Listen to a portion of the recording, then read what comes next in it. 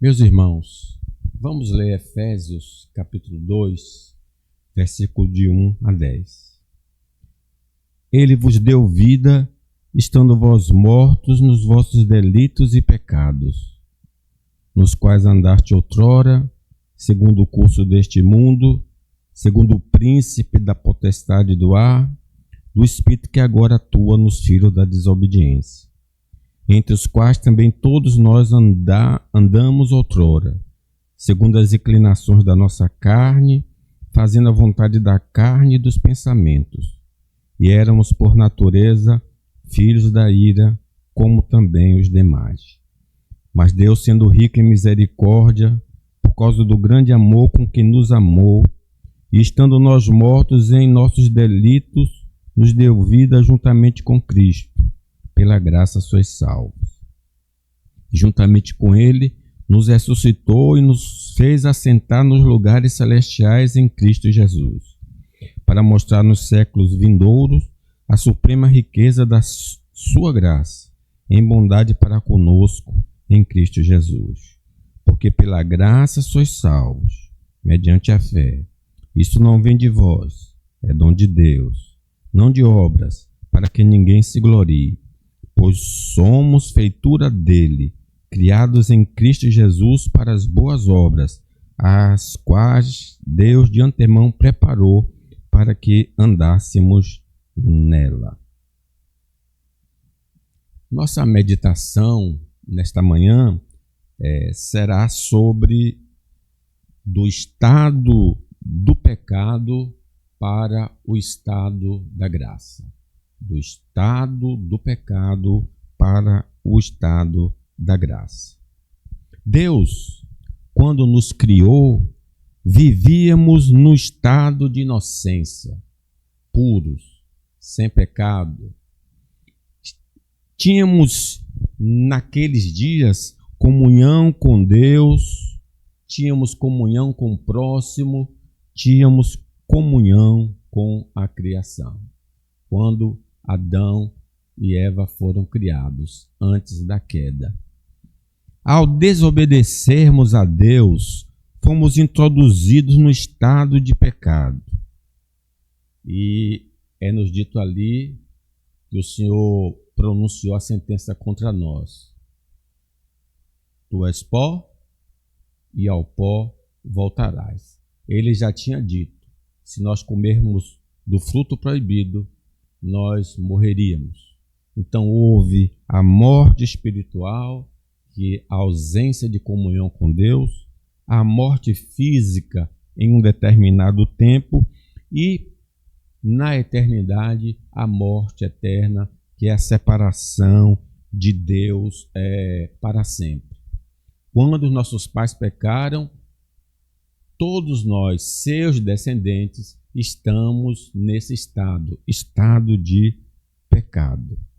Não temos, irmãos, comunhão com Deus, somos escravos do mundo, somos escravos da carne, somos escravos do diabo, tudo por causa das nossas iniquidades. Tanto o pecado original, quanto os pecados atuais.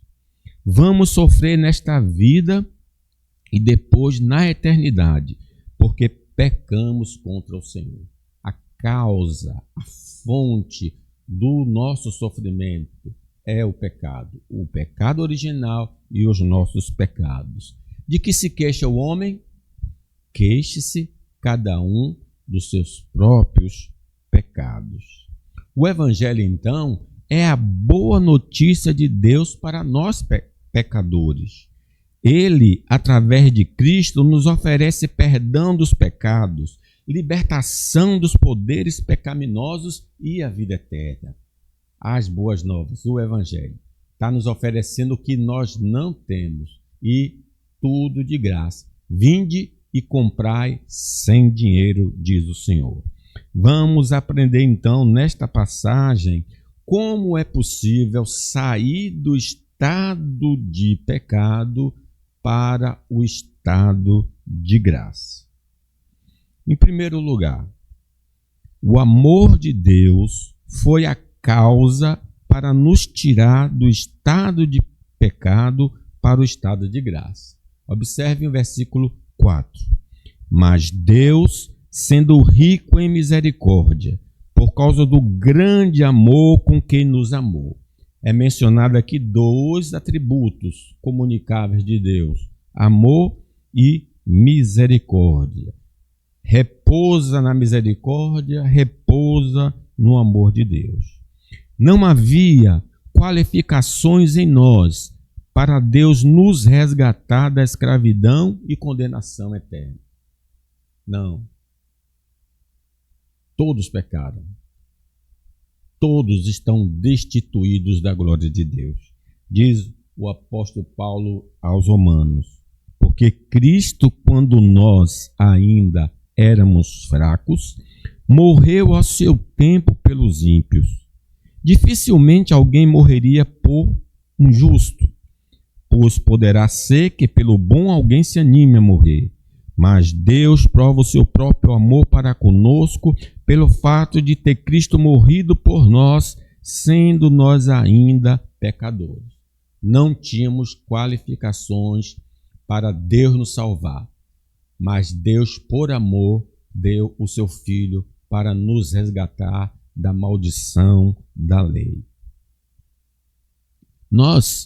Deus estendeu sua mão quando não podíamos mais levantar e nos possibilitou a restauração. É o significado da palavra misericórdia. É estender a mão a uma pessoa que não se pode levantar. Lembrando do leproso, por exemplo. O Senhor Jesus Cristo, o leproso, fez o pedido: se queres, bem podes purificar-me. E Jesus, estendendo a mão, tocou e disse: quero, fica limpo. Então essa ação divina é que nos torna mais alvos que a neve. Deus age de maneira generosa para conosco, que não tínhamos nenhuma consideração por Ele. Não tínhamos interesse pelo Senhor, ofendíamos o Senhor com as nossas obras. Diz o profeta Isaías: todos nós andávamos desgarrados como ovelhas, cada um se desviava pelo caminho, mas o Senhor fez cair sobre ele a iniquidade de nós todos. Então nós precisamos atentar que a salvação não veio através do nosso pedido de socorro, porque não desejávamos ser salvos, mas provém da misericórdia e amor de Deus. Não foi o nosso interesse. Não tínhamos esse interesse porque estávamos mortos em delitos e pecados. E Jesus disse: eu vim buscar e salvar o que se havia perdido. Não cooperamos com nada na salvação. Ela é um serviço do começo ao fim de Deus Pai, que planejou a salvação, de Deus Filho, que executou a salvação, e do Espírito Santo, que aplica a salvação. Segundo lugar, o sacrifício de Cristo foi o instrumento de Deus para nos tirar do estado de pecado para o estado de graça. Começou com o amor de Deus, a misericórdia de Deus, mas Deus vai usar um instrumento para apagar os nossos pecados. Versículo 5 diz: e estando nós mortos em nossos delitos, nos deu vida juntamente com Cristo, pela graça sois salvos. Para termos, irmãos, comunhão com o Senhor, era necessário que nossa dívida pecaminosa fosse paga integralmente. Porque diz a palavra que os nossos pecados fazem separação entre nós e o nosso Deus, para que Ele não nos ouça. Então era necessário a remoção deste pecado. E a palavra do profeta Isaías, que diz que Cristo levou sobre si as nossas iniquidades. O castigo que nos traz a paz está sobre ele, e sobre as suas feridas nós somos sarados. Nós morremos em Adão, mas somos vivificados por Cristo Jesus. Adão desobedeceu a Deus, Cristo obedeceu a Deus. Diz o apóstolo Paulo: portanto, assim como por um só homem, Adão, entrou o pecado no mundo, e pelo pecado a morte, assim também a morte passou a todos os homens, porque todos pecaram. Pois assim como por uma só ofensa veio o juízo sobre todos os homens para a condenação, assim também por um só ato de justiça veio a graça sobre todos os homens para a justificação que dá vida. Cristo cumpriu a lei divina para estar apto em tomar nosso lugar e adquirir as promessas da lei em nosso favor. Era necessário que ele fosse sem defeito.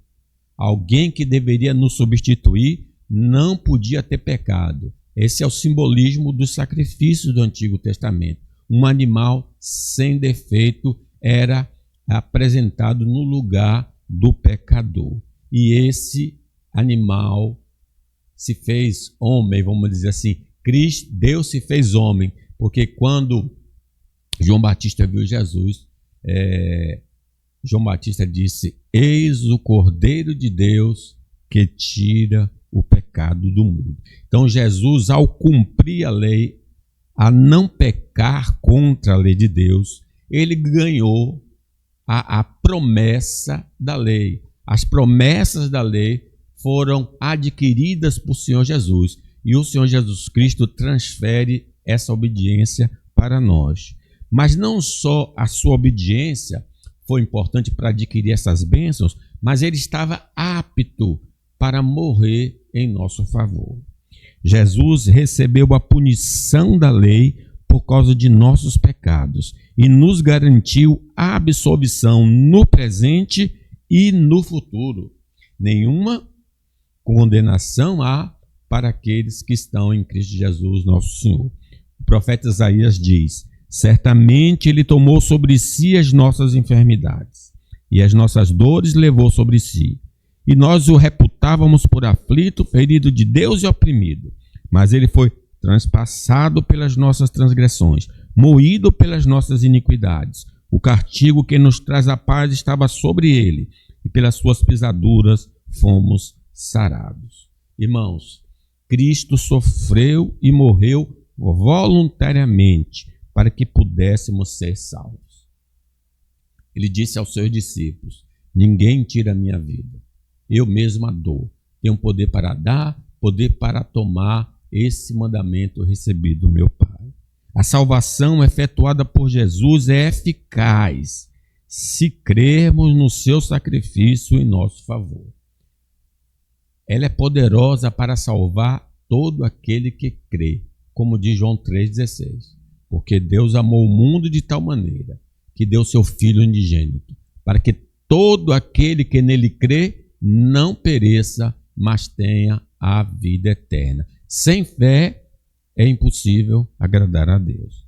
Jesus só pode nos substituir devido à sua dupla natureza. Ele é Deus, ele também é plenamente homem e ele não cometeu pecado, né?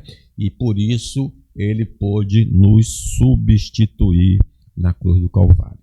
O pecado só pode ser apagado com o sangue do Senhor Jesus Cristo. Não adianta procurarmos outro método de purificação. Frequência na igreja, entrega de dízimo, boas obras. Não, nada disso pode nos purificar. Só podemos ser purificados pelo sangue de Jesus. Diz o João, o apóstolo. O sangue de Jesus, seu Filho, nos purifica de todo pecado. Para sermos salvos, é necessário crermos no Cristo como revelado na Bíblia Sagrada, sem adição ou subtração. Isso é muito importante. Não é qualquer Cristo que nós podemos devemos crer para ser salvo? Devemos crer no Cristo revelado na Escritura. O Cristo revelado na Escritura é Deus, é plenamente homem. E nós devemos crer em tudo aquilo que é revelado na Escritura acerca dele, que ele morreu pelos nossos pecados, segundo as Escrituras, e ressuscitou ao terceiro dia, segundo a Escritura. Então, se eu tirar alguma coisa do que é revelado, ou acrescentar alguma coisa do que é revelado, não é o Cristo anunciado pelos apóstolos e profetas. A submissão a Cristo, ao Cristo das Escrituras, é a confirmação da nossa fé nele. Como é que nós sabemos que cremos de fato em Jesus? Pelas obras. O texto lá no final vai falar sobre esse assunto, né? Quando você de fato crê em Jesus Cristo, sua vida vai ser transformada e os frutos vão se manifestar na sua vida. Terceiro, a fé em Cristo foi estabelecida por Deus para sairmos do estado de pecado e entrarmos no estado de graça. O amor de Deus moveu nos salvar. Deus utilizou a morte de Cristo para perdoar os nossos pecados e estabeleceu que a fé em Cristo é o instrumento que devemos usar para nos apropriarmos da salvação. Diz o capítulo 8, versículo 8, porque pela graça sois salvos, mediante a fé, e isso não vem de vós, é dom de Deus, não de obras, para que ninguém se glorie. A crença na pessoa e obra de Jesus é indispensável para sermos abençoados com a salvação divina. Lembrando, João 3,16,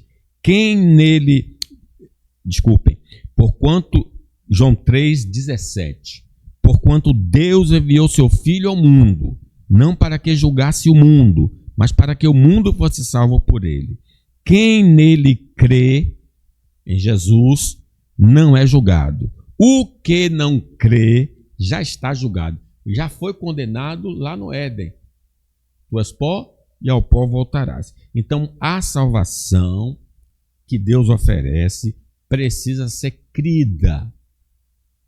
Crê no Senhor Jesus e será salvo tu e a tua casa.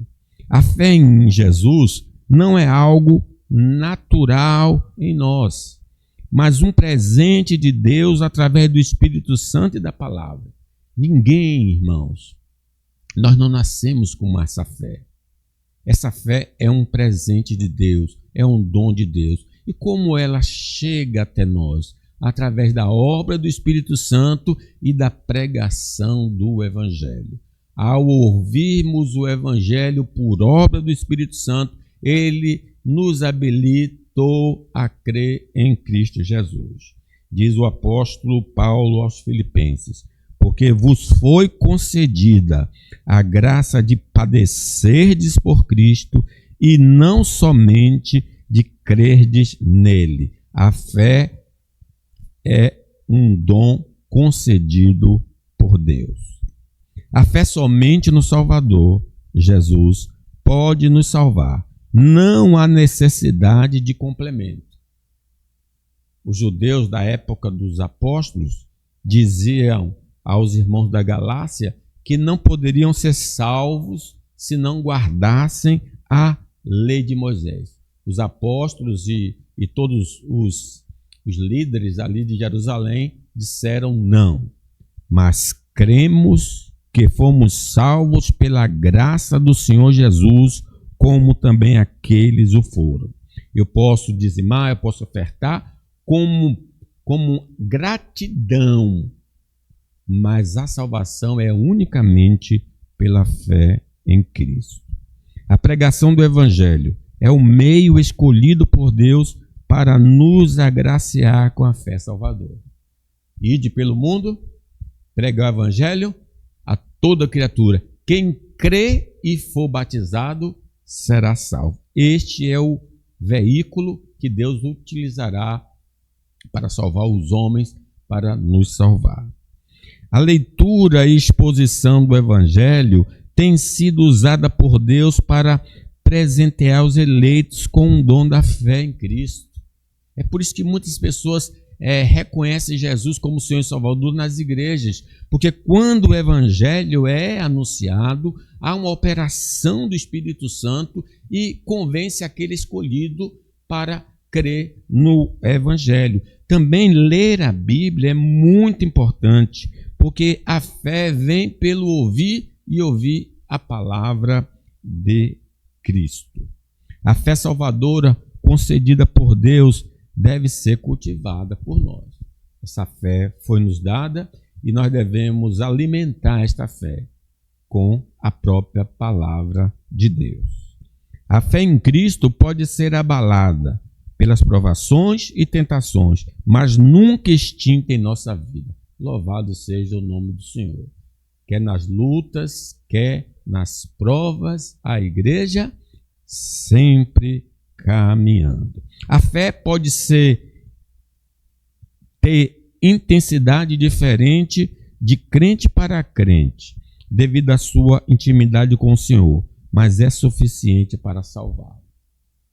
Não precisa ter uma grande fé para ser salvo. Basta crer no Senhor Jesus Cristo. É verdade que se a nossa fé for minúscula, nós vamos sempre ter dúvidas ao longo do caminho.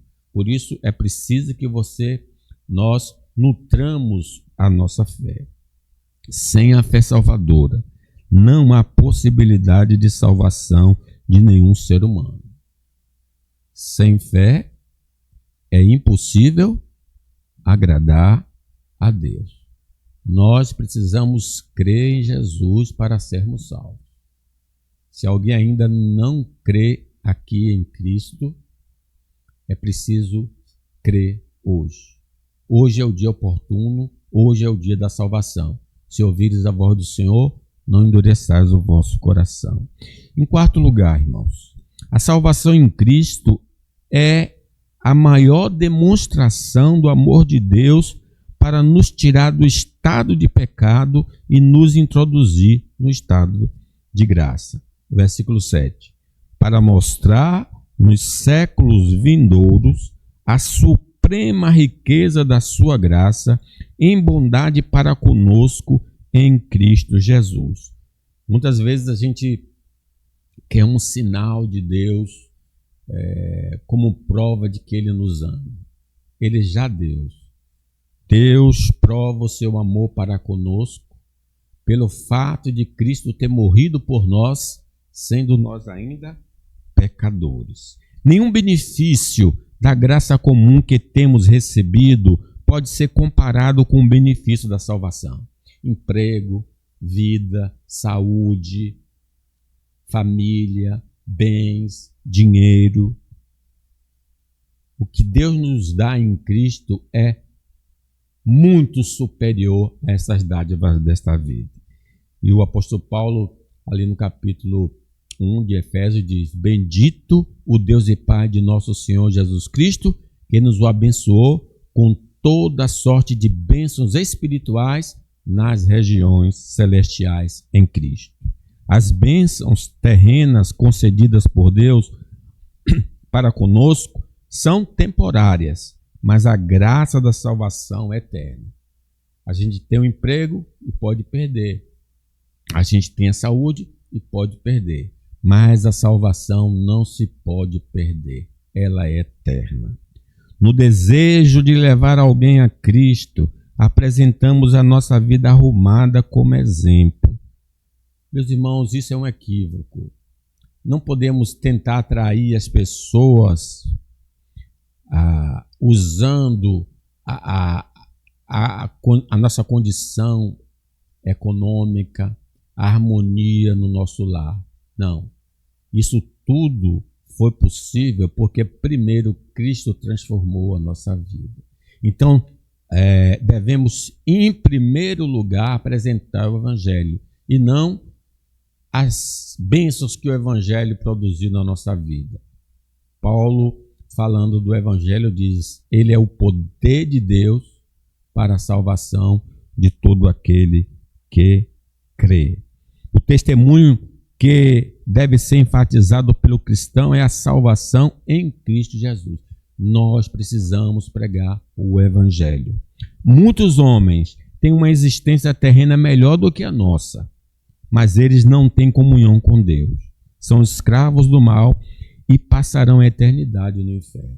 Quer dizer, se eu apresento a minha condição econômica, social, como um atrativo para a pessoa procurar Deus, eles podem argumentar isso. Eu conheço pessoas que não creem em Deus, os jogadores de futebol aí que ganham milhões, eles têm uma vida de muito conforto, mais do que muitos crentes, mas talvez muitos deles não têm comunhão com Deus, são escravos da carne, são escravos do mundo, são escravos, e passarão a eternidade no inferno, porque ainda não acreditaram em Cristo Jesus. O Evangelho, irmãos, não promete prosperidade material, mas promete riqueza espiritual. Quem recebeu o Evangelho tem a salvação eterna e gozará do cuidado divino durante sua existência terrena. Se nós aceitarmos a Jesus, nós temos a justificação, nós temos a santificação, nós temos a glorificação, nós temos a adoção, nós temos o batismo do Espírito Santo e, além disso, Deus vai estar conosco em toda a nossa caminhada, em toda a nossa trajetória até chegarmos a Canaã celestial. O mundo já conhece a riqueza terrena, mas desconhece o tesouro celestial. Que adianta, irmãos, o homem ganhar o mundo inteiro e perder a sua alma? Então vamos dar ênfase, vamos pregar o Evangelho a toda criatura. Em sexto lugar, as boas obras são evidências de que passamos do estado de pecado para o estado de graça. Versículo 8 a 10. Porque pela graça sois salvos, mediante a fé. Isso não vem de vós, é dom de Deus, não de obras, para que ninguém se glorie, pois somos feitura dele, criados em Cristo Jesus para as boas obras, as quais Deus de antemão preparou para que andássemos nelas.